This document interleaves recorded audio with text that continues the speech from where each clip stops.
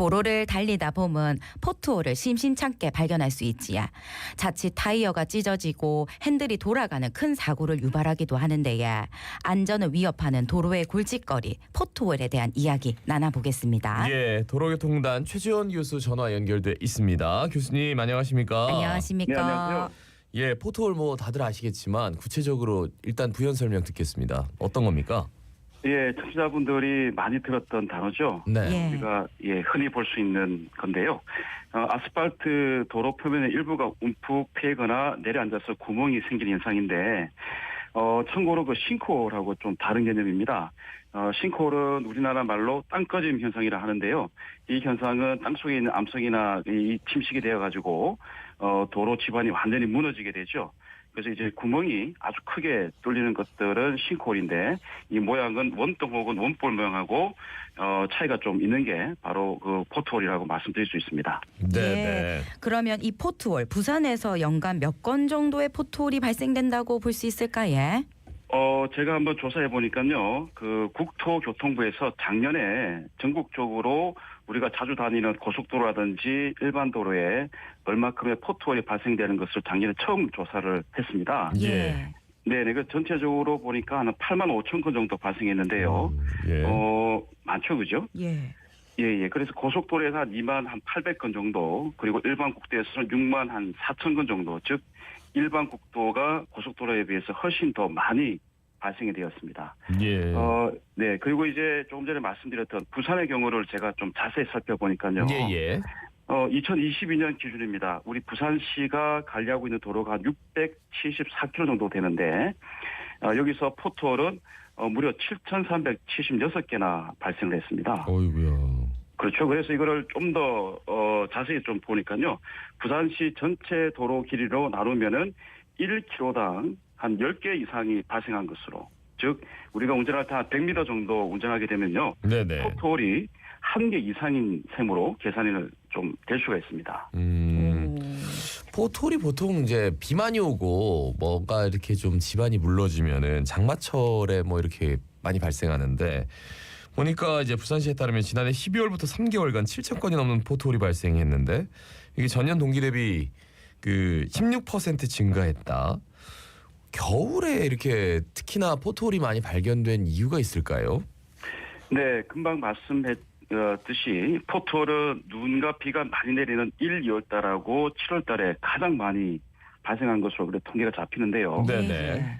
부산 지역에서는 1905년 이후에 119년 만에 이번 겨울 때 역대 누적 강수량이 2위에 달하는 아주 집중적으로 많이 비가 내렸습니다. 예, 많이 왔죠. 예. 네네. 그래서 이런 이유 때문에 그 도로 곳곳이 움푹 패거나 부서진 포트홀의 현상이 급증한 것으로 판단을 좀 하고 있습니다. 네네. 예. 날씨의 영향, 눈과 비의 영향을 많이 받는다 이런 말씀을 해주셨는데, 예. 그 밖에도 포트홀 왜 생기는지 발생 원인 한번 이야기 들어볼까요? 네네. 그 포트홀이 발생한 원인은요, 주로 그 도로 포장재나 배수 구조가 좀 불량하거나 조금 전에 말씀드렸던 자주 내리는 눈과 비, 그리고 부산은 좀 이런 게 좀 적은데요. 그 제설용 염화칼슘 등으로 발생하는데, 가장 큰 원인은 무엇보다도 눈과 비가 되겠습니다. 예. 즉 다시 말해서 아스팔트와 물이 완전히 삼극이라는 뜻인데요. 예. 도로에 비가 스며들면 아스팔트 균열이 좀 촉진되고 그 위에 차량이 지나가죠. 특히 부산은 항만 배후 도로가 많기 때문에 승용차보다 뭐 40톤 이상 되는 컨테이너든지 엄청나게 큰 차가 많이 지나가게 돼 있거든요. 예. 그래서 다른 지역보다는 포트홀이 발생할 비율이 굉장히 높다고 이렇게 말씀을 드릴 수가 있습니다. 예. 이 포트홀 하면은 이제 도로 위에 지뢰다 뭐 해가지고 운전자들이 진짜 깜짝 놀랄 정도로 피해가 좀 있을 것 같은데, 구체적으로 뭐 나오는 피해 이런 게 어떤 게 있을까요? 네, 그 통계로 보니까 작년 한 해 동안에 전국적으로 포트홀에 의해서 교통사고가 한 1,000여 건 안팎으로 발생을 했습니다. 예. 대표적으로 우리가 포트홀을 발생하게 되면 운전자가 갑자기 급정지를 하게 되잖아요. 예. 그러면 이제 뒤에 오는 차량이 추돌 사고를 낼 수 있고요. 네. 그리고 포트홀을 피하기 위해서 우리가 급조작을 하게 돼 있죠. 그러면 이제 다른 차량과 충돌하거나 시설물 등에 이제 충돌을 할 수 있고, 마지막으로 우리가 포토를 지나갈 때 타이어의 어떤 충격이라든지 타이어 주변에 이제 부속품을 충격이 가해서 좀 부서진 현상, 이게 대표적으로 일어난다고 말씀을 드릴 수가 있습니다. 예, 예, 예. 이렇게 위험한 포트홀. 특히 그러면 비 오는 날 더 많이 생기지 않을까 이런 생각 들거든요. 장마철에 더더욱 위험해지는 거 아닐까요? 맞습니다. 이제 겨울이 끝나고 이제 봄이 오면 조금만 있으면 이제 장마철에 이제 들어가게 돼 있는데, 네네. 제가 조금 전에 말씀드렸다시피 포트홀의 가장 상극이 물입니다. 예. 그래서 이 장마철 포트홀이 가장 많이 발생할 수 있으니까 우리 운전자들 좀 많이 주의를 하셔야 될 것 같습니다. 그 2018년 청와대 그 국민청원 게시판 이런 글이 올라왔습니다. 도로에서 포트홀 때문에 사고가 나도 지자체나 정부에서는 전혀 대책이나 보상이 없다. 그런데 이게 뭐 실제로 보상이 이루어지더라도 뭐 수개월이 걸린다 이런 얘기가 있더라고요. 교수님 어떻습니까? 네, 제가 자료를 좀 많이 살펴봤는데요. 네. 관계기관의 말을 빌리면 이게 포트홀 피해가 100% 책임을 지긴 어렵다고 하더라고요. 네. 그리고 그 국가배상심의위원회라는 게 있는데 거기서 결정한 비율에 따라서 배상을 진행하고 있다, 이렇게 말씀을 하고 있습니다. 네. 저도 이제 뭐 운전하는 운전자 입장으로 우리 포트홀에서 심의 피해가 반복이 되죠. 네네. 그리고 이 포트홀 때문에 큰 사고로 이어질 위험도 큰 만큼 사고를 막고 피해를 좀 구제하기 위해서는요, 좀 예. 정부에서도 세심한 대책이 좀 필요할 것으로 판단하고 있습니다. 예. 예. 그러면은 이 포트홀 복구는 어떤 식으로 이루어지는지 궁금합니다.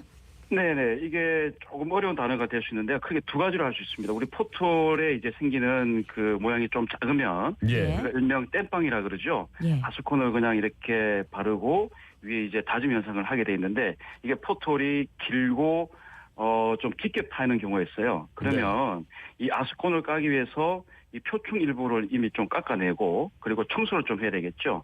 그리고 이 접착력을 높이기 위해서 조금 어려운 단어가 될 수 있겠습니다. 유제를 뿌리고 아스콘을 이렇게 포설하게 되어 있습니다. 네네. 그리고 이때 중요한 것은 아스콘의 규정 온도를 유지해야 되는데, 이 아스콘이 식게 되면은 접착력이 떨어지고 도로가 망가질 위험이 높습니다. 그리고 이 아스콘이 이제 접착이 잘 되기 위해서 이게 다지게 돼 있는데, 네네. 이 온도가 아스콘 온도가 40에서 60도 정도로 떨어지면은 이제 도로를 개방하는 순으로 이루어지게 돼 있습니다. 근데 이제 그 포트홀을 복구한다고 하더라도 어쨌든 거기 그냥 아스콘 바르고 그 다음에 또 비 오면은 또 균열 나고 또 포트홀 생기고 이게 좀 반복이 될 것 같아가지고요. 여기에 대해서는 어떻게 말씀해 주시겠습니까?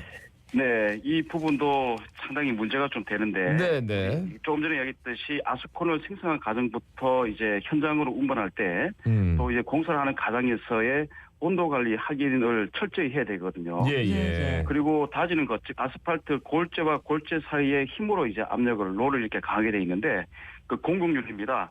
즉 입자 사이의 틈이 5% 이내로 해야 되는데, 네. 이런 것들이 현장에서 잘 지켜지고 있는지 좀 철저히 감독을 해야 될 것 같습니다. 예. 예.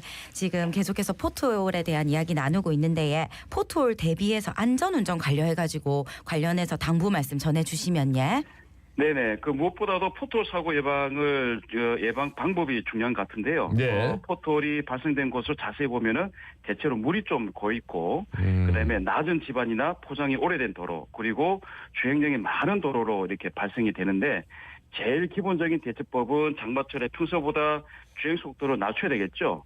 그리고 포트홀이 보이게 되면은 피해가는데 능숙한 운전자도 이렇게 피하는 게 쉽지 않습니다. 네네. 그래서 이제 포트홀 사고 예방을 위한 첫 번째 방법은요, 이 하위 타선을 피하는 거죠. 그러니까 중앙선기점에서 동일 방향에 차로가 3개 있으면 편도 3차로, 즉 3차로로 가는 것을 좀 피해야 된다고 말씀을 드릴 수가 있고, 그리고 두 번째로는 물 웅덩이를 가급적 밟지 말아야 되는데, 우리가 멀리 이제 운전할 때 멀리 봤을 때 비교적으로 평평한 도로인데 물이 좀 고인 곳이 좀 눈에 보이죠. 예예. 그럴 때는 아마 저기는 포트홀이 좀 숨어 있다는 가능성이 높거든요. 네네. 저쪽으로 좀 가지 말도록 이렇게 운전을 좀 하셔야 될 것 같습니다.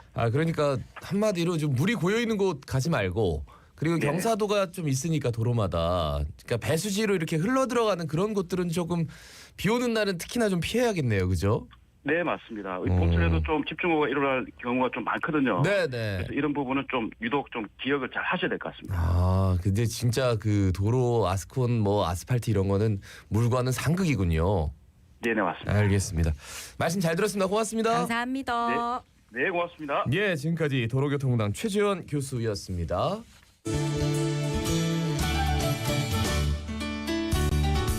자, 오늘 아침 아침의 생각 첫 번째 뉴스입니다. 부산시가 지역 대표 관광지인 영도구 흰여울 문화마을에 성면 시한폭탄 노후 슬레이트 지붕이 방치됐다는 지역에 따라서 대대적인 정비에 나섭니다. 예, 부산시는 영도구 흰여울 문화마을의 노후 슬레이트를 정비하는 데에 흰여울 문화마을의 이 성면 슬레이트 건축물이 총 40